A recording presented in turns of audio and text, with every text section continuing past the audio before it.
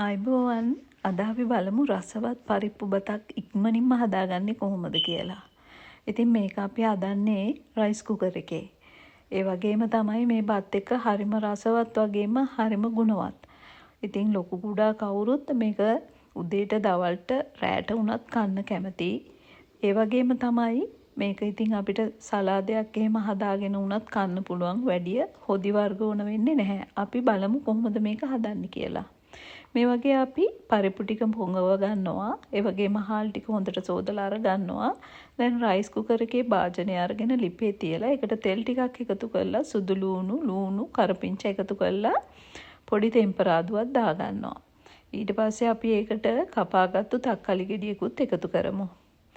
දැන් මේ ටික කලවම් කරන ගමන් අපි මේකට එකතු කරනවා curry powder නැත්තම් 3-5 ඒ වගේම පැප්‍රිකා නම් ඉතින් තිබුණේ නැති වුණත් කමක් නැහැ. හැබැයි ඒක එකතු කළාම ලස්සනයි බත් එක. ඒ වගේම අපි දැන් සෝදාගත්තු හාල් ටික එකතු කරලා ඒක හොඳින් කලවම් කරගෙන ඊට පස්සේ හොඳින් පොඟවගත්තු පරිප්පු ටිකත් එකතු කරනවා. එකතු කරලා මේක හොඳින් කලවම් කරනවා.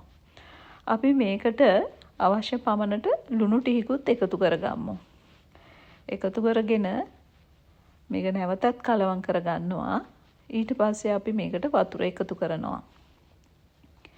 ඉතින් වතුර ගොඩක් ඕන වෙන්නේ නැහැ. මේ අපි සාමාන්‍යයෙන් බත් එක උයා ගන්න ප්‍රමාණයට වතුර එකතු කළාම ඇති.